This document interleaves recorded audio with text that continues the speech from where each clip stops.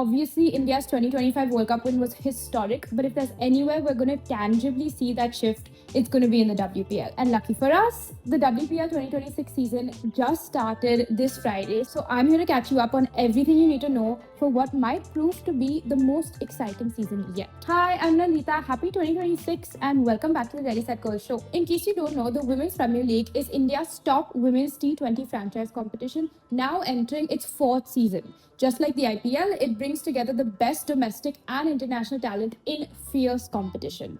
The tournament kicked off on the 9th of January with a season opener between Mumbai Indians and Royal Challengers Bangalore.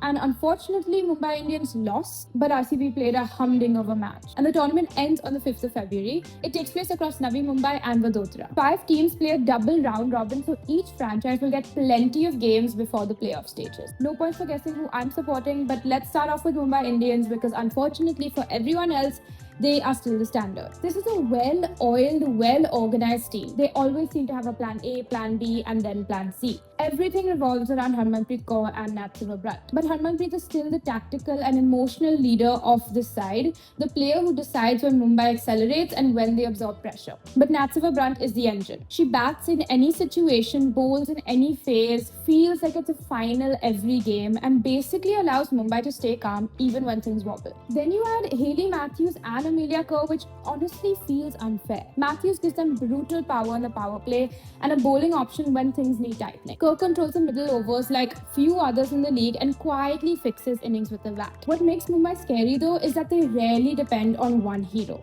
If one player fails, 2 others usually step up.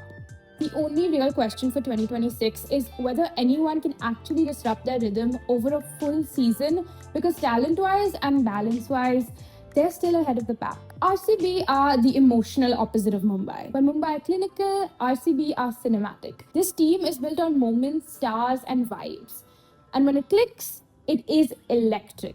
Smriti Mandhana is still the heartbeat of this team, and when she gets going in the power play, RCB feels unstoppable. Elise Perry remains the glue, the player that holds things together when chaos starts creeping in. She gives the calm, the experience, and the reliability in big moments. Unfortunately, this glue is not available for the 2026 season. Earlier this year, RCB announced that Elise Perry would be missing the season due to personal reasons. Annabelle Sutherland will also be missing the season for the same reason. This will be a huge hit to RCB. Then there's Richa Ghosh, who turns endings into thrillers. Few players in the league can change a game in 10 balls the way that she can. And in the rise of Indian players like Shreyanka Patil and new ball threat like Renuka Singh, suddenly this team has way more depth than it did in earlier seasons. The issue with RCB has never been talent though.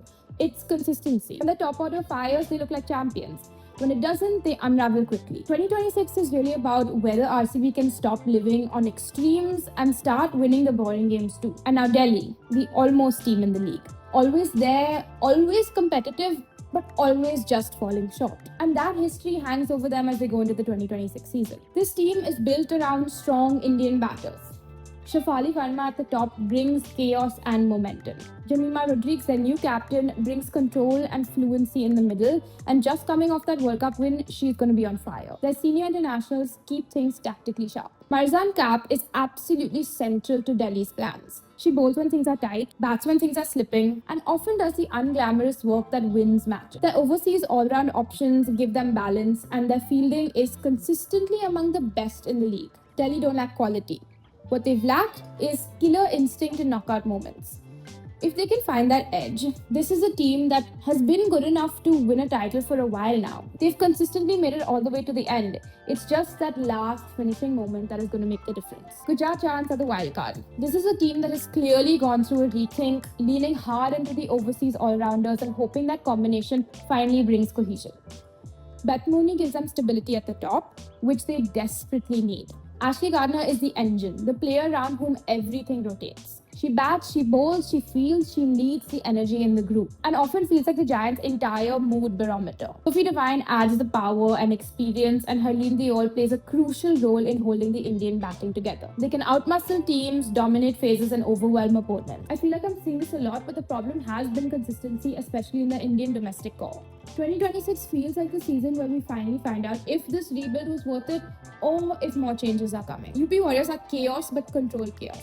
I just want to take a second to shout out UP Warriors for a couple of things. Firstly, the jersey is sick, the yellow and purple. I love it. I probably won't end up wearing one, but it is so cool. And also their social media, I'm obsessed with it. It is so personal. I feel like I'm getting to know the players and seeing what they're doing. And I don't know, everyone needs to take a page out of their book. So the UP Warriors are not always pretty, but they're uncomfortable to play against. And this season, they have a new leader at the helm in Meg Lanning.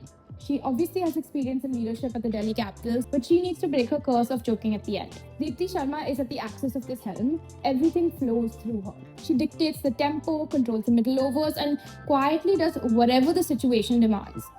Their overseas batters bring aggression up top, while their spin attack is designed to choke teams in the middle of an innings. Now, I'm going to be honest, UP don't usually win by blowing teams away. They win by dragging opponents into messy games and surviving longer. The issue is that their batting can collapse, and when it does, no amount of good bowling can save them. For UP, 2026 is about putting together a complete season. The pieces are there, the management is there. The question is whether they can make them work together for more than just a few matches at a time. So, heading to the WPL 2026, Mumbai are still the team to beat. RCB and Delhi are chasing consistency as much as trophies. Gujarat are betting on a rebuild payoff, and UP are hoping their grit finally turns into momentum. Less novelty, more quality, and more genuine competition. Drop your predictions in the comments. Who's making the final? Who's lifting the trophy this season? And I'll see you in the next one.